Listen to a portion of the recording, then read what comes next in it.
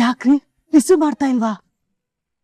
ಇಲ್ಲಿ ನೋಡಿದ್ರೆ ಈ ರೀತಿ ಅಪಶಕ್ನಾಗಿದೆ, ಅಲ್ಲಿ ನೋಡಿದ್ರೆ ನನ್ನ ಫೋನೇ ರಿಸೀವ್ ಮಾಡ್ತಾ ಇಲ್ಲ. ಏನಾಗಿದ್ದ ಇದೆಯೋ ಏನೋ ಗೊತ್ತಾಗ್ತಾ ಇಲ್ವಲ್ಲಪ್ಪ. ಅತ್ತೆ, ಈ ರೀತಿ ಕೆಟ್ಟದಾಗಿ ಯೋಚನೆ ಮಾಡೋದನ್ನ ಬಿಡಿ. ಅವನ್ಗೇನು ತೊಂದರೆ ಆಗದೆ ಮನೆಗೆ ವಾಪಸ್ ಬರ್ಲಿ ಅಂತ ದೇವ್ರ ಕೈ ಮುಗಿ ಕೇಳ್ಕೊಳ್ಳಿ, ಎಲ್ಲ ಸರಿ ಹೋಗುತ್ತೆ.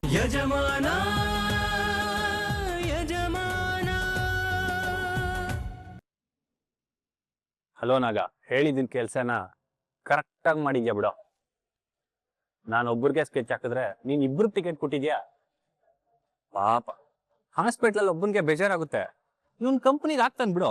ಏನ್ ಸರ್ ಖುಷಿಗೆ ಕನ್ಫ್ಯೂಷನ್ ಆಗ್ಬಿಟ್ಟಿದ್ದೀರಾ ಅನ್ಸುತ್ತೆ. ಕಂಪ್ನಿಗೆ ಆಗ್ತಾನೆ ಅಲ್ಲ ಸರ್, ಆಗ್ತಾಳೆ. ಏಯ್, ಏನೋ ಮಾತಾಡ್ತಾ ಇದ್ಯಾ? ಸರ್ ನಾನು ನಿಜಾನೇ ಹೇಳ್ತಾ ಇದೀನಿ ಸರ್. ಆ ಕಾರಲ್ಲಿ ಹೋಗಿದ್ದು ಬ್ರಿಂಗ್ಸ್ರಲ್ವಾ? ಇಡಿಯಟ್, ಅವ್ರು ಹೆಂಗಸ್ರಲ್ಲ, ಇವಾಗ ತಾನೇ ಕಾರಲ್ಲಿ ಹೋದ್ರಲ್ಲ ಗಂಡಸರು. ನೀವು ಕನ್ಫ್ಯೂಸ್ ಆಗೋದಲ್ದೆ ನನ್ನ ತಲೆಗೂ ಹುಳ ಬಿಡ್ತಾ ಇದೀರಲ್ವಾ ಸರ್. ಆ ಕಾರಲ್ಲಿ ಹೋಗಿದ್ದು ಒಬ್ರು ಆಂಟಿ ಮಾತ್ರ ಒಂದು ಹುಡುಗಿ ಸರ್. ಹೇಯ್, ನೀನ್ ಯಾವ ಹುಡುಗಿ ಯಾವ ಆಂಟಿ ಬಗ್ಗೆ ಮಾತಾಡ್ತಿದ್ಯಾ? ಅದೇ ಸರ್, ಒಬ್ರು ಸೀರೆ ಉಟ್ಕೊಂಡಿದ್ರು, ಇನ್ನೊಬ್ರು ಮಾಡರ್ನ್ ಡ್ರೆಸ್ ಹಾಕೊಂಡಿದ್ರು. ಅವ್ರ ಜೊತೆಲಿ ಒಬ್ರು ಡ್ರೈವರ್ ಕೂಡ ಇದ್ರು ಸರ್. ಏನೋ ಬೊಗಳ್ತಾ ಇದ್ಯಾ? ಇವಾಗ ಹೋಯ್ತಲ್ಲ ಕಾರು, ನಾನು ಬ್ರೇಕ್ ಫೇಲ್ಯೂರ್ ಮಾಡಕ್ ಹೇಳಿದ್ ಅದು. ನೀವ್ ಹಿಂದೆ ಇರೋ ಕಾರ್ದೇ ಬ್ರೇಕ್ ಫೇಲ್ಯೂರ್ ಮಾಡು ಅಂತ ಹೇಳಿದ್ರಿ, ನಾನು ಹಿಂದೆ ಇರೋ ಕಾರ್ದೇ ಬ್ರೇಕ್ ಫೇಲ್ಯೂರ್ ಮಾಡಿದೆ ಅಲ್ವಾ ಸರ್? ಏಯ್, ಹಿಂದೆ ಇದಕ್ಕೆ ಜಾನ್ಸಿ ಕಾರ್ ತಾನೆ. ಹೊರಡಕ್ಕೂ ಮುಂಚೆ ಕಾರ್ ಗೇಟ್ ಮುಂದೆ ಇದ್ರೆ ಬೆಟರ್. ಇಲ್ಲಾಂದ್ರೆ ಅದಕ್ಕೂ 1 ಸೆಕೆಂಡ್ ಲೇಟ್ ಆಯ್ತು ಅಂತ ಗಂಟೆಗಟ್ಟಲೆ ಲೆಕ್ಚರ್ ಕೊಡ್ತಾರೆ.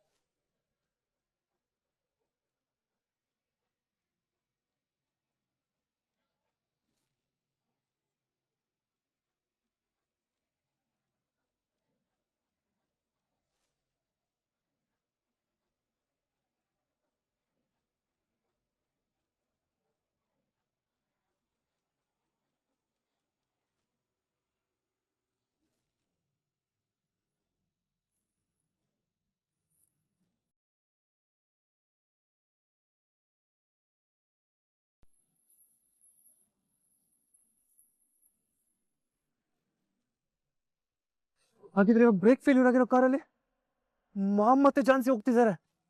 ಏಯ್, ನೀನ್ ಬ್ರೇಕ್ ಫೇಲ್ಯೂರ್ ಮಾಡ್ಬೇಕಿದ್ದ ಕಾರ್ ಅದಲ್ಲ ಕಣೋ, ಇವಾಗ ಹೋಯ್ತಲ್ಲ ಅದ್ರದ್ದು. ನೋಡಿ ಸರ್, ತಪ್ಪನ್ನ ನಿಮ್ ಕಡೆ ಇಟ್ಕೊಂಡು ನನ್ನನ್ನು ದೂರ್ಬೇಡಿ. ನೀವ್ ಹೇಳ್ದಾಗೆ ನಾನು ಮಾಡಿದೀನಿ ಅಷ್ಟೇ. ನೀವು ಕಾರ್ ಮಾಡಲ್ ಮತ್ತೆ ನಂಬರ್ ಹೇಳಿದ್ರೆ ನಾನು ಅದನ್ನೇ ಮಾಡ್ಕೊಡ್ತಾ ಇದ್ನಲ್ಲ. ಎಲ್ಲ ರಾಂಗ್ ಹೋಗಿತ್ತು, ಇವಾಗ ಏನಾದ್ರು ಮಾಡಕ್ಕಾಗುತ್ತೋ ನೋಡೋ. ಗಾಡಿ ನಿಂತಿದ್ರೆ ಏನೋ ಒಂದ್ ಮಾಡ್ಬೋದಾಗಿತ್ತು, ಹೋಗ್ತಾ ಇರೋ ಗಾಡಿ ಹೆಂಗ್ ನಿಲ್ಸಕ್ಕಾಗುತ್ತೆ ಸರ್? ಇನ್ನೇನಿದ್ರು ಆ ದೇವರೇ ಕಾಪಾಡ್ಬೇಕು.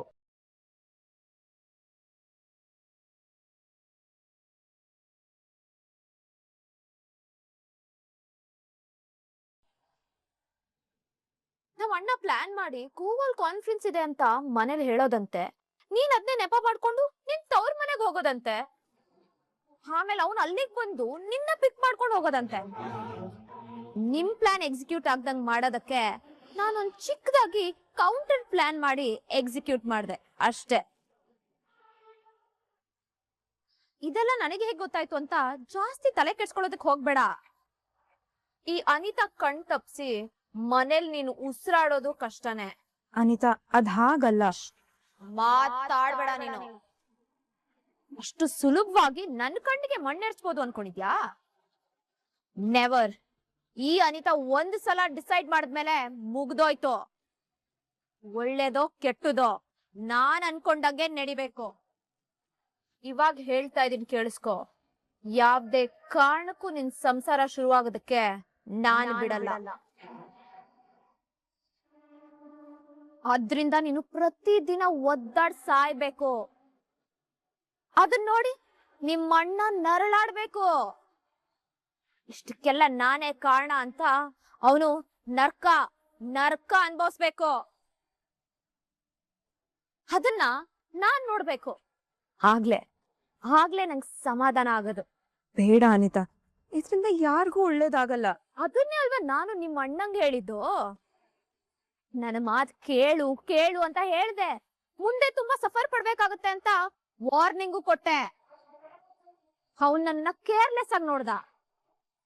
ಅಂದ್ಮೇಲೆ ಅವನಿಗೆ ಅನಿತಾ ಏನು ಅನ್ನೋದನ್ನ ತೋರ್ಸ್ಬೇಕು ತಾನೆ.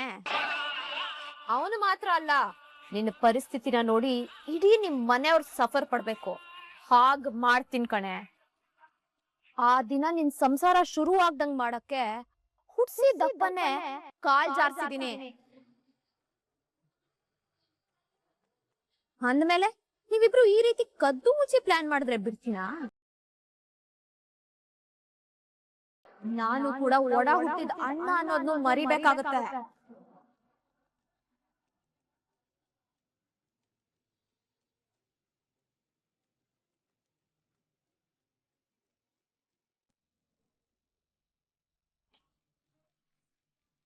ಅಲ್ಲ ಅತ್ತೆ, ಇಷ್ಟು ಚಿಕ್ಕ ನೋವಿಗೆ ಇಷ್ಟು ಒತ್ತಾಡ್ತಿದ್ದೀರಾ ಅಂದ್ರೆ ಹಿಂಗ್ ದೊಡ್ಡದಾಗಿದ್ರೆ ಏನ್ ಕತೆ?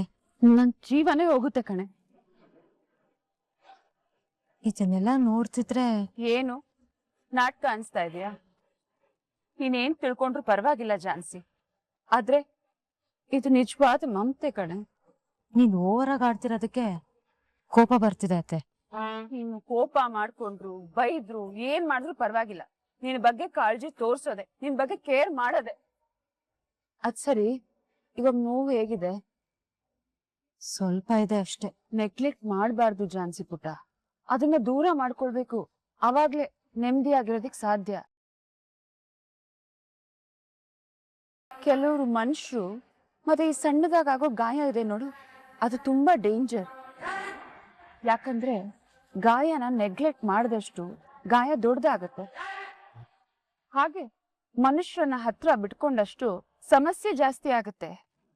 ಯಾರು ಆ ಡ್ರೈವರ್ ಬಗ್ಗೆ ಹೇಳ್ತಿದ್ದೀರಾ? ಹೌದು, ನನ್ಗೆ ಅವನಂದ್ರೆ ಇಷ್ಟನೇ ಆಗಲ್ಲ ಜಾನ್ಸಿ. ಅವ್ನ್ ನೋಡಿದ್ರೆ ಕೋಪ ಮಾಡ್ಕೊಳ್ಳೋ ಅವಶ್ಯಕತೆ ಏನಿದೆ ಅತ್ತೆ? ಅವನು ನನ್ ಡ್ರೈವರ್, ಓಡ್ಸೋದು ನನ್ ಕಾರ್, ಇರೋದು ನನ್ ಜೊತೆಲಿ. ಅಂದ್ಮೇಲೆ ನಿಮ್ಗೇನ್ ಪ್ರಾಬ್ಲಮ್ ಅಂತ ಏನೂ ಇಲ್ಲ ಜಾನ್ಸಿ. ನಿನಗೆ ಈ ತರ ನೋವು ಪಡೋ ಹಾಗೆ ಮಾಡಿದಾನಲ್ಲ, ಅದಕ್ಕೆ. ಕಮ್ಮಿ ಆಗತ್ತೆ ಬಿಡಿ ಅತ್ತೆ. ನಿನಗೆ ಗೊತ್ತಿಲ್ಲದೆ ಅವನ್ ಪರವಾಗಿ ನಿಲ್ತಾ ಇದೀಯಾ ಅಂದ್ರೆ ಒಂದು ವೇಳೆ ಸತ್ಯ ಗೊತ್ತಾದ್ರೆ ನೀನ್ ಅವನ್ನ ಬಿಟ್ಕೊಡೋದೇ ಇಲ್ಲ.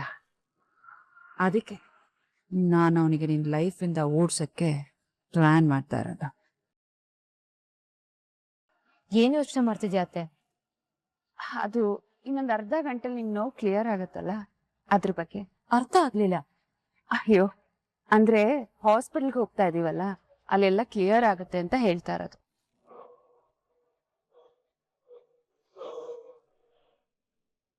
ಸರ್, ಇಲ್ಲಿಗೆ ಕರ್ಕೊಂಡ್ ಬಂದ್ರಿ? ರೈ, ಒಂದ್ ಟೀ ಕುಡಿಯೋಣ ಅನ್ಸ್ತು, ಅದಕ್ಕೆ. ಅಣ್ಣ, 2 ಟೀ.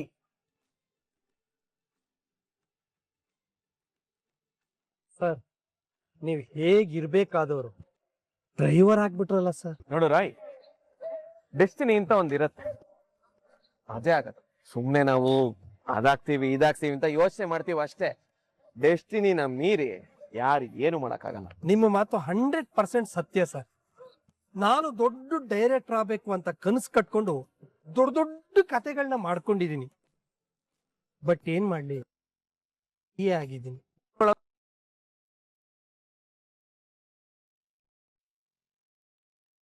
ಒಂದ್ ನಿಮಿಷ ಸರ್. ಸರ್, ತಗೊಳ್ಳಿ. Thank you. ನಿಮಗೆ ಇಂಟ್ರೆಸ್ಟ್ ಇದೆ ಅಂದ್ರೆ ನಾನು ಹೇಳ್ತೀನಿ, ನೀವು ಕೇಳಲೇಬೇಕು. ನನ್ನ ಕಥೆಯಲ್ಲಿ ಹೀರೋಯಿನ್ಗೆ ಗಂಡಸರು ಕಂಡ್ರೆ ಆಗಲ್ಲ. ನಾನ್ಸಿ ಮೇಡಮ್ ಕತೆ ಕಟ್ಟದಂಗಿದೆಯಲ್ಲ ರಾಯ್. ಸರ್, ರಿಯಾಲಿಟಿಗೆ ಸ್ವಲ್ಪ ಮಸಾಲ ಸೇರ್ಸಿದೀನಿ. ಮಸ್ತಾಗಿದೆ ಸರ್. ಇದು ನನ್ನ ಇತ್ತೀಚಿನ ಬಿಡುವಿನ ಸಮಯದಲ್ಲಿ ತಯಾರಾದ ಕತೆ. ಮಸ್ತಾಗಿದೆಯೋ ಅಥವಾ ಕೇಳಿ ಸುಸ್ತಾಗುತ್ತೋ, ನಿನ್ನ ಕತೆ ಕೇಳಿದವರು ಹೇಳಬೇಕು. ಇವಾಗ ಸದ್ಯಕ್ಕೆ ನೀನೇ ಸೂಪರ್ ಹಿಟ್ ಅಂತ ಪೋಸ್ಟರ್ ಹಾಕೋಬೇಡ, ಮುಂದುವರ್ಸ. ನಮ್ಮ ಹೀರೋ ಹೇಗಂದ್ರೆ ಒಂಥರ ಪರೋಪಕಾರಿ. ಅವನು ವೇಷ ಮರೆಸ್ಕೊಂಡು ಹೆಲ್ಪ್ ಮಾಡ್ತಾ ಇರ್ತಾನೆ. ಹೌದಾ? ಅಂತದೇನ್ ಮಾಡ್ತಿದಾರ? ಸರಿ, ಈಗ ನನ್ನ ಸಿನಿಮಾದಲ್ಲಿ ಒಂದು ಸಿಚುವೇಶನ್ ಹೇಗಿರುತ್ತೆ ಅಂದ್ರೆ, ಹೀರೋಯಿನ್ ಕಾರಲ್ಲಿ ಹೋಗ್ತಾ ಇರ್ಬೇಕಾದ್ರೆ ಸಡನ್ ಆಗಿ ಕಾರ್ ಬ್ರೇಕ್ ಫೇಲ್ ಆಗುತ್ತೆ. ಅವಾಗ ಇವಳು ಫುಲ್ ಪ್ಯಾನಿಕ್ ಆಗಿ ರೋಡಲ್ಲಿ ಬರ್ತಾ ಇರೋರಿಗೆಲ್ಲ ಗುದ್ಕೊಂಡು ಹೋಗ್ತಾ ಇರ್ತಾಳೆ. ಅವಾಗ ಹೀರೋ ಸ್ಟೈಲ್ ಆಗಿ ಎಂಟ್ರಿ ಕೊಡ್ತಾರೆ.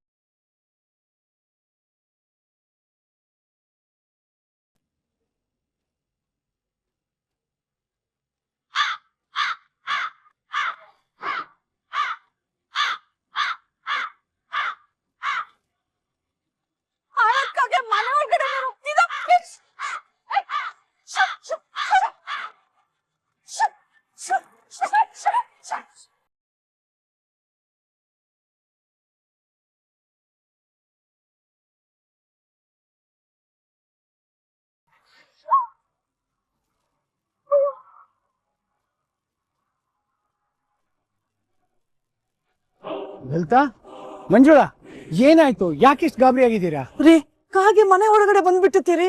ಅಯ್ಯಯ್ಯೋ, ಇದೇನ್ ಅಪ್ಶಕ್ನಪ್ಪ. ಕಾಗೆ ಮನೆಗೆ ಉಳಿಗಾಲ ಇಲ್ಲ ಅಂತಾರೆ. ಏನೇನ್ ಗ್ರಾಚಾರ ಕಾದಿದೆಯೋ ಏನು. ಅಷ್ಟೇ ಅಲ್ಲ ಅತ್ತೆ, ರಾಘು ಜಾನ್ಸಿ ಫೋಟೋ ಮೇಲೆ ಕೂತಿತ್ತು, ಆಮೇಲೆ ಫೋಟೋನ ಬೀಳಿಸ್ಬಿಡ್ತು.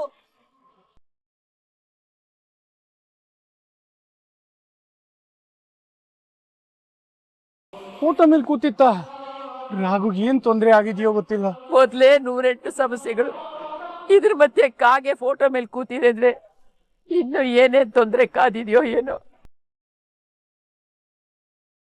ತಾಯಿ ಇಲ್ದೇ ಇರೋ ತಬ್ಬಲಿ ನನ್ ಮೊಮ್ಮಗನಿಗೆ ಏನ್ ಗ್ರಾಚಾರ ಬಂತಪ್ಪ.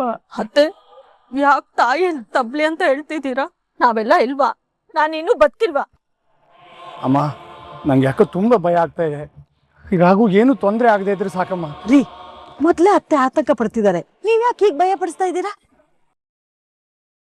ಹೌದು ಬಾವ, ಏನಾದ್ರೂ ಹದ್ದು ಓಡಿಸ್ಕೊಂಡ್ ಬಂದು ಒಳಗಡೆ ಬಂದಿರ್ಬೇಕಲ್ವಾ? ನಮ್ಮ ಸಮಾಧಾನಕ್ಕೆ ನಾವು ಈ ರೀತಿ ಯೋಚನೆ ಮಾಡಬೇಕು ಅಷ್ಟೇ.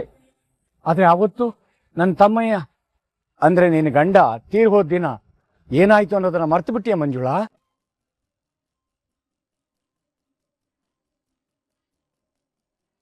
ಹೀಗೆ ಆ ದಿನ ಕರೆಂಟ್ ಸ್ವಿಚ್ ಹತ್ರ ಏನೋ ತೊಂದರೆ ಆಗಿ ವೈರಿಗೆ ಬೆಂಕಿ ಹತ್ಕೊಂಡು ಫೋಟೋ ಸುಟ್ಟೋಯ್ತು.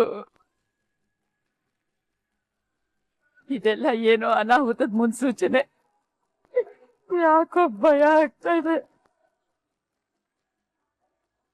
ದೇವ್ರೆ, ನಮ್ ರಾಘುಗೇನು ತೊಂದರೆ ಆಗ್ತಾ ಇದ್ರೆ ಸಾಕಪ್ಪ.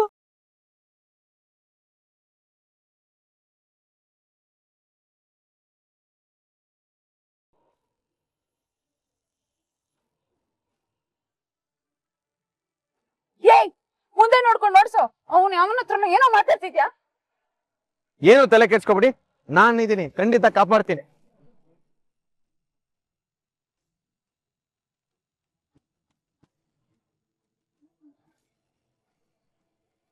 ಮುಂದೆ ವೆಹಿಕಲ್ ಇದೆ, ಬ್ರೇಕ್ ಹಾಕಿ. ಅಮ್ಮ, ಎಲ್ರಿಗೂ ಒಳ್ಳೇದನ್ನೇ ಬಯಸೋ ನಮ್ಮ ರಾಘುಗೆ ಯಾವತ್ತೂ ಕೆಟ್ಟದಾಗಲ್ಲಮ್ಮ. ಯಾಕೋ ಮನಸ್ಸಿಗೆ ಸಮಾಧಾನ ಆಗ್ತಾ ಇಲ್ಲ ಗಣಪ. ಮೊದ್ಲು ರಾಘುಗೊಂದು ಫೋನ್ ಮಾಡಿ ಅವ್ನು ಎಲ್ಲಿದ್ದಾನೋ ಹೇಗಿದ್ದಾನೋ ಸ್ವಲ್ಪ ಕೇಳಪ್ಪ. ಆಯ್ತಮ್ಮ, ಈಗಲೇ ಮಾಡ್ತೀನಿ.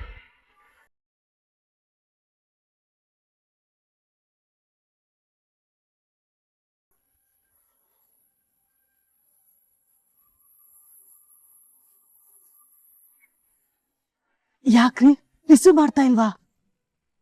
ಇಲ್ಲಿ ನೋಡಿದ್ರೆ ಈ ರೀತಿ ಅಪ್ಶಕ್ನಾಗಿದೆ, ಅಲ್ಲಿ ನೋಡಿದ್ರೆ ಅವ್ನು ಫೋನೇ ರಿಸೀವ್ ಮಾಡ್ತಾ ಇಲ್ಲ.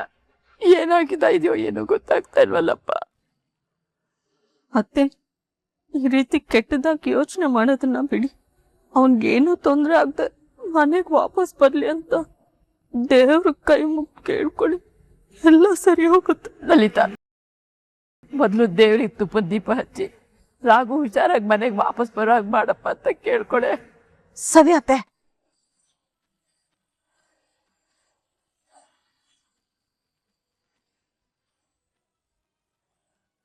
ದೇವ್ರೆ, ಈ ಮನೆ ಮಗನ ನೀನೇ ಕಾಪಾಡಬೇಕು.